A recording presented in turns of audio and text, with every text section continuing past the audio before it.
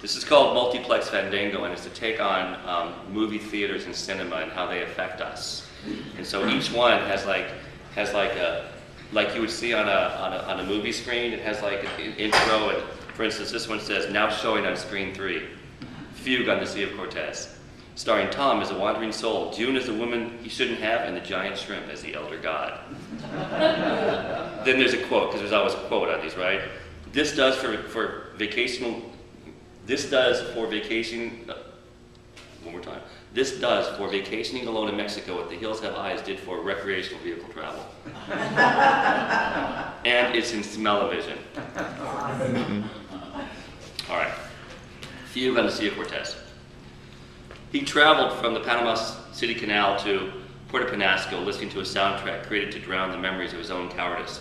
Danger Mouse, Van Halen, AC/DC, Madonna reinvented themselves in a thunderous, crazy for those about to rock, might as well jump material girl, we salute you Crucible, where he was a strong, confident cavalier that he'd always wanted to be since he'd grown up reading about the Skians of Shannara, improbable hobbits, and stainless steel rat space heroes. Really nothing more than vapid electronic musings, Fugue voices that carried him along an expository stretto until his escape chute landed somewhere else where the women were fine, the liquor was cheap, and his conscience had a way to escape. Una más, por favor. The bartender wordily slid another frozen margarita over the platoon of drinks he prepared for the afternoon rushes. Thomas Greeley Jones relished the icy tequila, so far the only deterrent against Mexico's molten heat. He gazed out the window and watched the boats returning from a day of shrimping, the air above them swirling with pelicans and gulls eager to steal the day's catch. White-skinned tourists lay on the beach in front of the resort hotels, their drinks served by malnourished brown-skinned locals. Rich white kids skipped along the water's edge, their boogie boards slipping across the waves in mad gyrations, oblivious to squalor, their only concern the moment and the now. Farther out to sea, along the azure waves of the Sea of Cortez, a dozen swimmers treaded water, their gazes locked on the horizon. All seemed as it should be, except for those 12 swimmers. For the life of him, Thomas couldn't figure out what they were about. The waves of the Sea of Cortez were the most languid of the sort. The swimmers didn't have any diving apparatus as one would expect a group such as theirs to have, perhaps waiting for a pickup after a long day of coral snooping. What were they doing? Why were they treading water when they could turn and swim easily and make it to shore? He was about to ask the bartender, his mind already searching for the words in Spanish, when she walked in. Mid-20s and blonde with the athletic build, she wore flip-flops, black shorts, and a black t-shirt with the slogan "Army of One" emblazoned across the front. Her hair hung halfway down her back. Elfin features surrounded a freckled nose. She reminded him of someone, but he couldn't place it. She found a seat by the window, kicked off her flip-flops, and drew her feet underneath her. She stared at the sea, at the dozen swimmers, at the horizon, her furrowed brow the only expression on a face that could raise a nation. Then he had it, and his heart sunk with the memory. Her expression reminded him of his mother's when he told her he was going AWOL. Away without leave was the official term, and she hadn't begrudged him his decision, although he could have sworn she could see inside him. Her eyes had never been accusing, but had held him in their inquisitive rays as she tried to plumb the depths of his conscience to determine if it was something she'd done which had caused him such a heroic malfunction. He told her that what he told his first sergeant when he called the final time before he turned his back on the red, white, and blue. Listen, I'm a conscientious objector. I did my time in hell. I spent one tour in the box. I saw things no kid should ever do. Limbs blown off, sucking chest wounds, bodies shattered by IEDs. I shouldn't be forced to do it again while other kids live safe, happy lives. Come on, First Sergeant. Thomas was a mechanic and had been promised that if he'd re-enlisted, he'd be assigned to Fort Carson, Colorado. But no sooner had he found a place to stay and grabbed a season pass at Breckenridge than his unit had won the Iraqi lotto and been awarded an all-expense paid ticket back to the sandbox. His unit had left for Ramadi, his friends had gone to hell, and he'd left for Panama.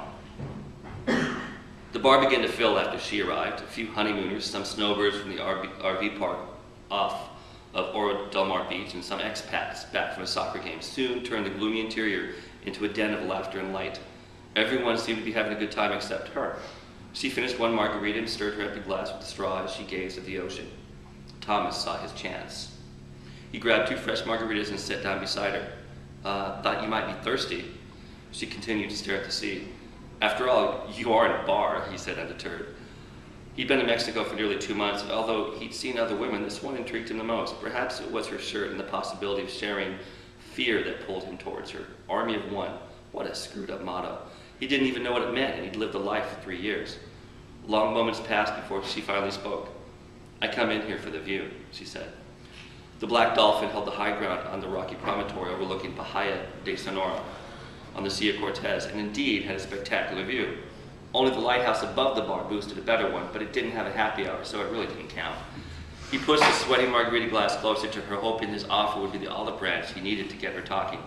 She took it, drank slowly, and resumed her vigil, moisture beads on the outside of the glass slipping across her knuckles and onto the table. Something about her gaze told a tale of loss in the making. "Is everything okay?" "Sure." "My name is Tom." "June." She held out a hand. He took it. I wonder what they're doing."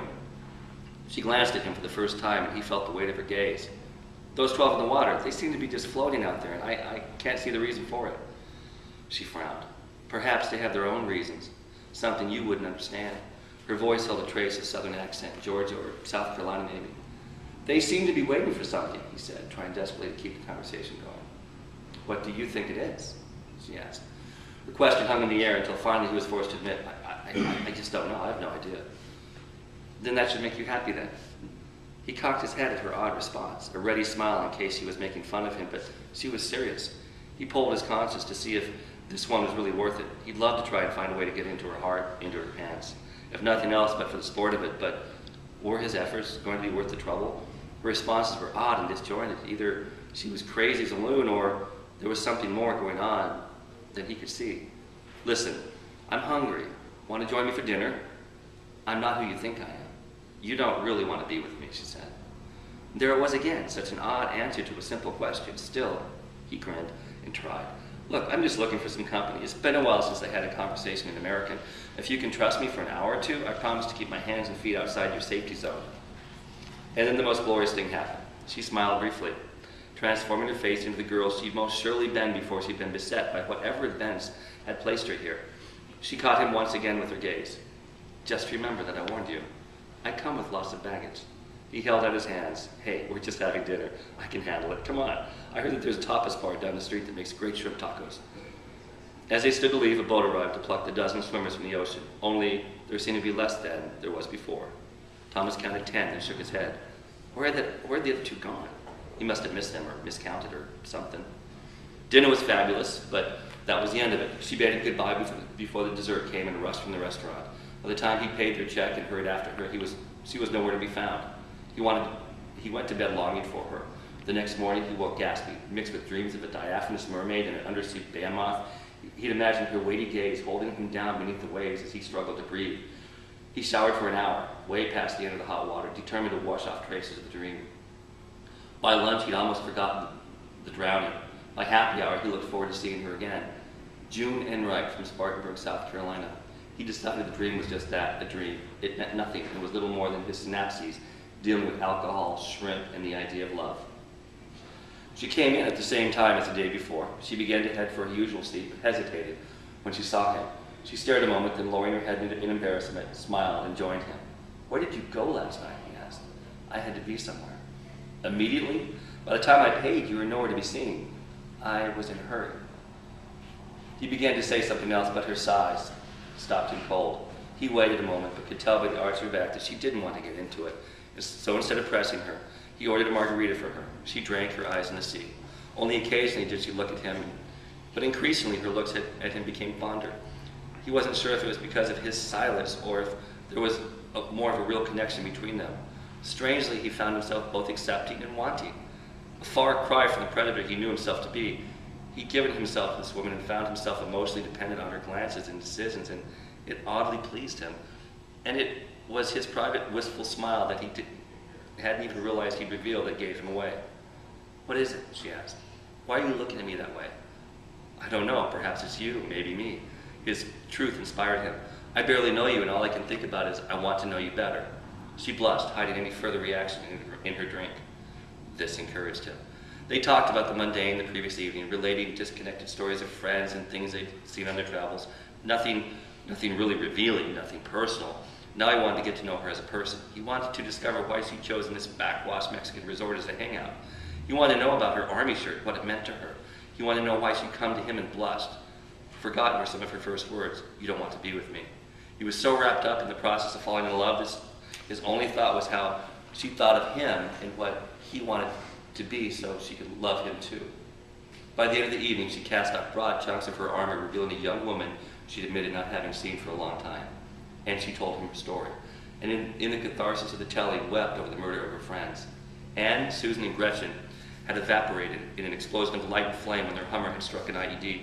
June had been in the second vehicle, and although she'd left without a scratch, her soul had been shredded by the event.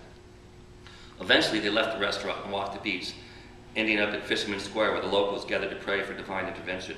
The statue rising from the middle of the expanse was so impressive, it was out of place in the dusty Mexican port town. 100 feet tall, it seemed more permanent than the stone upon which it was built, as if it had risen through the earth's crust rather than been built upon it. Cut from a great block of metal, a 10-story fisherman sat upon the back of a giant shrimp, the legs and antennae of the crustacean wrapping around the man's limbs like tentacles. The detail of the figures was such that they appeared ready to resume life, the monster shrimp returning to the waves to be hunted by the Poseidon-like Mexican fishermen. But it was more than that. Their combative embrace held a sort of serene camaraderie, as if each depended upon the other to survive, more partners than adversaries. Thomas and June stopped before the statue, looking up and up, until they spied the man's Don Quixote head framed by a Milky Way halo in the wide night sky. Several fishermen had gathered nearby. Some prayed silently, others left fruit at the base of the statue. Still others drank quietly with an eye towards the shrimp. An ancient woman wrapped in layers of red and orange shawls stood lonely vigil, her weathered face upturned, as if the man would come alive and speak with her if she only waited long enough. Traveling up the coast from the Chiapas states, he'd been in Puerto Penasco for a little more than a day before he'd met June. One unifying theme in all the places he'd visited seemed to be the cult of Catholicism. He'd grown up around churches in America, but Mexicans took it to another level, one that would put even Southern Baptists to shame. They worshiped Mary as if she were a goddess herself. Jesus reigned on every corner. Whitewashed walls, mud-daubed hovels, and Spanish mission-style buildings were adorned with evidence of Catholic worship, as if each architectural creation rising above the earth was its own monolithic prayer to Jesus, Mary, and Jehovah. Most of the places along the coast were little more than replicas of themselves, but this town had a different feel. The same Catholic cultism was everywhere, but added to it was an older feel, as if it had been rooted in the earth's creation. He hadn't been able to put his finger on it until just now, but looking at the statue made him realize that the people in this town were older too, much older. The old woman in the shawl marked her age with a deeply creviced face and eyes like sunken marbles. He'd read that the town had been a fishing village even before the Spanish came to the land. Somehow that age translated into reality. The age of the place, the way the sun fell into the sea every night, and this monolithic statue separated this town from all the rest. I wonder how long this has been here, he said. June squeezed his hand. You'll be moving on soon. When's the last time you saw your mother? She sounds like a wonderful woman. Hold on, no need to rush me. I thought I'd stay a while. There's a hard line between living here and visiting. If you're visiting, then there's a time to leave. Maybe now is that time. What's the hurry? He grinned, hoping it would be contagious. Besides, I kind of like it here. You're staying because of me, aren't you? He hesitated but a moment. Of course I am. But you're the best thing to happen to me in months, years, he hurriedly added. I thought I'd hang out, but if you don't want me, hell. She stared at him, her eyes wide pools of fear, but then something happened as she looked away. The soft liquid pools hardened as stone, her lips made a thin line. Then leave. I don't want you here. He'd only been testing her, but her response cut him. It cut him deep. His face began to burn. I can leave tomorrow, he said. The tepid temperature of the water surprised him. South, towards the entrance of the Bay of California, where the Sea of Cortez and the Pacific Ocean met, the water was cool and refreshing. He'd surfed there 6 weeks ago and would go back in a heartbeat. Yet here, only a few miles north, the water was almost bathtub warm and not at all comfortable. But then the water was the least of his worries. The rope attached from his ankle to the statue far beneath the waves was what had spooked him the most. He hadn't seen the statue, but when one of the others had asked him what they were tethered to, the quick Spanish answer of the old man who drove the truck said something about it being like the statue in the town, only larger. Looking around at the 11 other swimmers, he wondered which one would die this day. He knew it could be him, but the whole thing just did not seem real. What had she said? I did it 3 times. I wanted to die the first 2 and was pissed when the boat came to take me away. After all, why was I still alive? Why was I the one to carry on the memory of the living? I didn't want it. I didn't deserve it. But you went back. Why'd you do that? He asked. The 3rd time was soothing. I didn't care at that point. I'd met 20 men and fucked 11 times. I'd written letters to my mother that I'd never mail. I'd even made a video on my cell phone that was my last will and testament and the fuck you to the world. I think I survived, actually, because I wanted to die. She'd seen his face, which had puckered in surprise, and had caressed it as she straddled him once more. She took him in and moved, her eyes seeking the land between reminiscence and heaven. Then she paused. No, that's not really true, I think. I think I survived because I finally understood that I didn't want to have to pay for it. Pay for what? Living. She sighed as yet another orgasm shook her. Living other people's lives. After a time, when she cleaned up and they lay together in the bed, he thought about what she'd said, about what she'd gone through and what he hadn't, and couldn't help but voice the words in his mind. It's easy to forget the living have their own weight to carry. She nodded in a way that reminded him of John Wayne and They Were Expendable, as if the knowledge had its own weight and brought his head low so he couldn't look someone directly in the eye. The image was helped by her imitation of the actor as she said in his patented slow drawl, "Don't discount dumb luck. We've all seen assholes walking around that shouldn't have been killed at birth." He tried to smile at the remark, but found it difficult, worried that she might have been talking about him. Seeing her mistake, she smiled sheepishly and retracted some of what she said. I mean, those who should have died are alive and vice versa. Not everyone is meant to live. So you don't believe in a higher power? When it comes to living, maybe, but not when it comes to dying. I saw too many friends die. Then she told him the story of Jill and her other friends and the IED and how her best friend's foot had landed in her lap. Looking towards the shore, he tried to spot the black dolphin where he'd sat just 3 days ago when he'd first seen the swimmers. He pulled his thoughts. Was it all because of her? He'd been drifting to Mexico for months looking for what he did not know. Yet look he did, moving and flitting like an ash caught on the winds. Was it she he'd been looking for? Or perhaps was it a reason for it all to be? The shirt she'd worn that first day had drawn him to her more than her looks. He'd come to find out that she spent the previous 2 years off and on in various suburbs of Baghdad, trying to quell dissident factions and stay alive as a sergeant of the U.S. Army. On her last trip home to Spartanburg, she decided she wasn't going back to the war and had fled to Mexico. That had been 9 months ago, 6 of which she'd spent in Puerto Penasco. After they'd seen the statue in the square, they'd found a coffee shop. She'd apologized for saying what she'd said, then he grabbed his hand and held it. Neither of them wanted to end the evening, so the warmth of the strong Mexican coffee was a perfect defense against a cold onshore breeze and the sleep that waited to ensnare them. "Why is it you didn't go back?" he'd asked after she told him the story. June shrugged, pausing only to blow on the surface of her coffee and push a few strands of her straw-colored hair behind her ear. The next question was a minefield, so instead of asking, he spun it into a truism. "I know I'd be scared if I went back. There's so much death, so much random death. I don't know if I could take not being able to see it coming." "Some people like that about death," she said. "They like it to be a surprise. They say the waiting and the knowing is worse than the actual event itself." He looked at her. Blinked. "Would you rather it be a surprise?" "I'd rather not die at all. But that's not your question, is it? There are those who were so worried that they want to control everything around them. You know the types. They even want to control death, as if such a force could be controlled. Me? I like to know what I'm getting into. Once I understand things, I can accept that fate, what fate deals me. Bottom line, do I care if I die? Yes. Am I going to spend all day thinking about it? No. So you believe in fate? The word is just too inadequate. She shook her head. It's not that simple. I believe in signs. I don't know if that's fate or God or what. You want to know why I didn't go back? I'll tell you. We were driving through Haditha district in our Hummer, coming back from delivering medicine to a family who'd lost their father to a police station bombing when it happened. You know what I'm talking about, don't you? Not sure. Signs, like when you want to place a bet, you look up and see a number you've never noticed before, or like when a deer zips across the road making you slow down, only to discover that had you taken the next curve at your original speed, you would have plowed into the car that had already overturned. You know, signs. Yeah, I get it, signs. So we were coming back when I just happened to look over and watch as a man leaned back and fired his RPG directly at us. I was so close, I could see the fervor in his eyes. I was close enough to see the grin of satisfaction as our gazes met across the trail of the rocket heading right for me. I was close enough to see the birthmark near his temple. She closed her eyes as if reliving the event. I was close enough to know that I'd been murdered, she whispered. He stared at her for a long time, then shook his head. Jesus, what happened?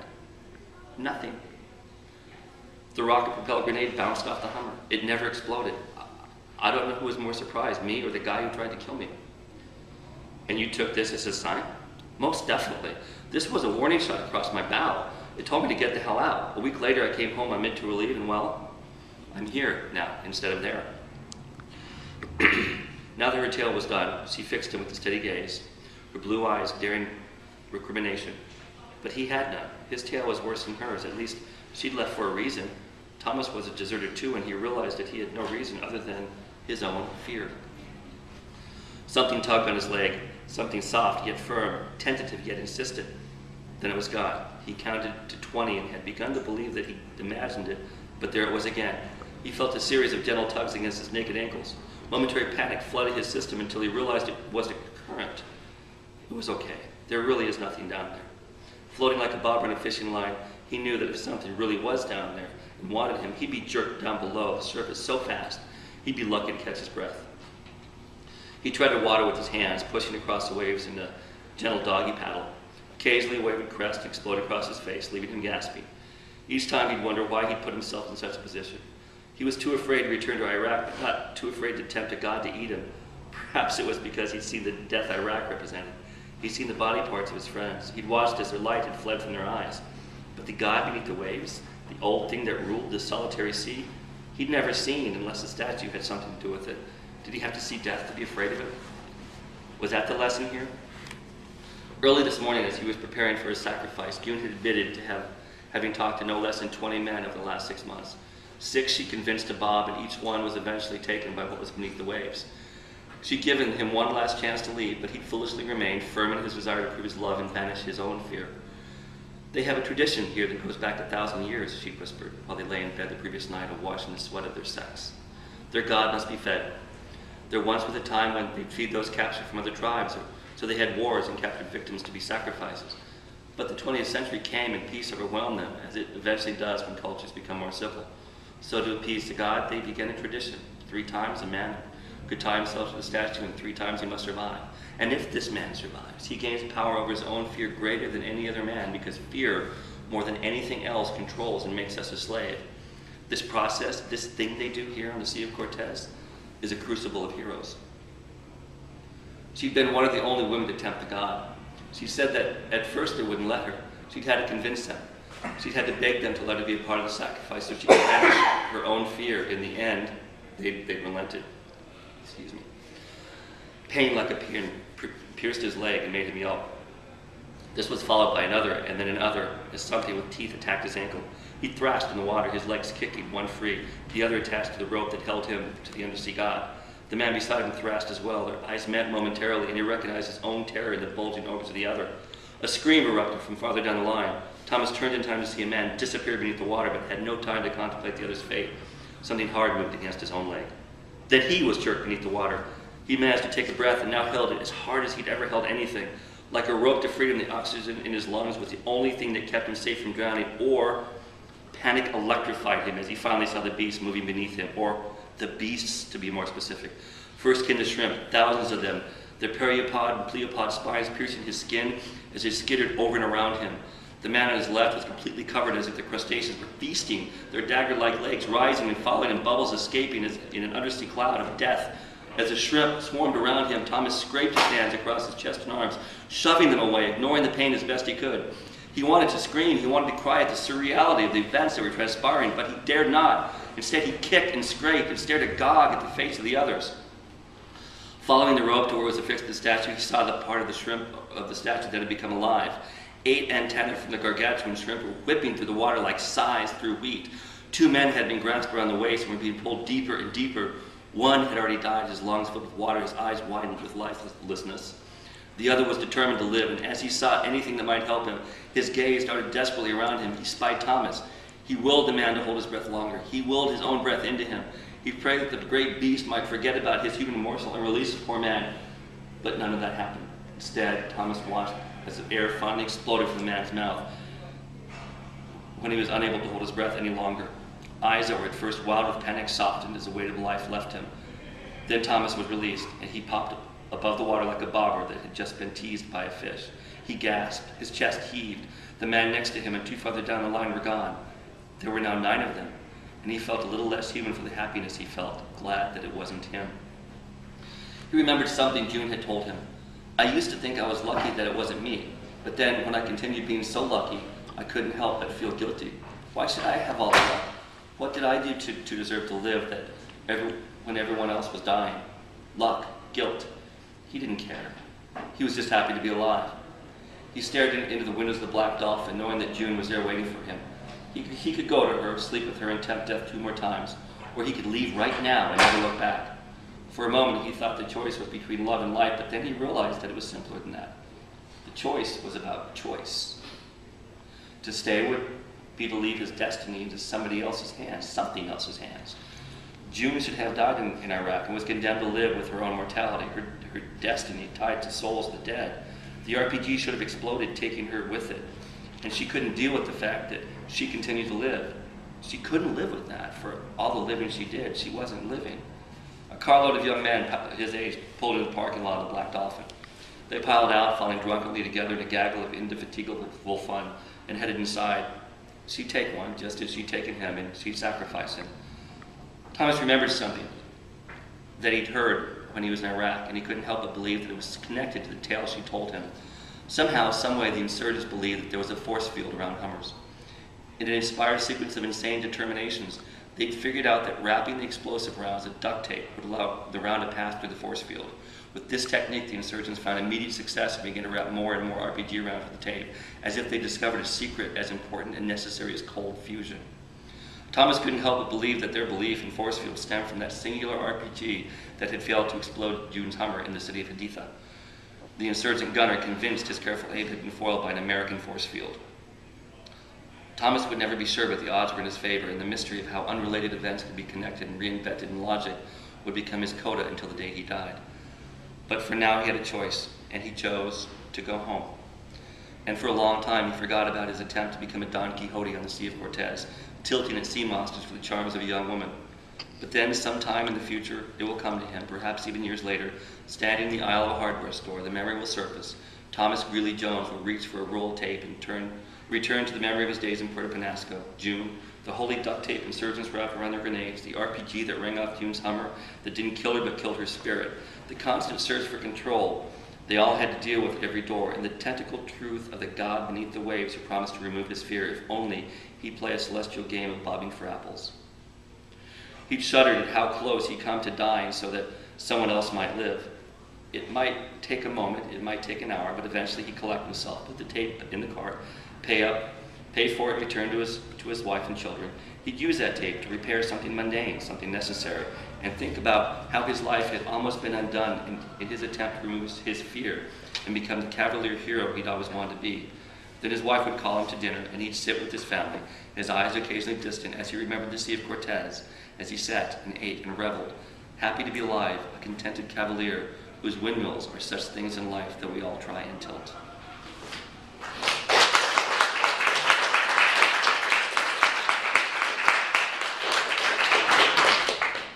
Sorry for the bumps and grinds. It's the first time I ever read it, so I appreciate it. That statue really exists.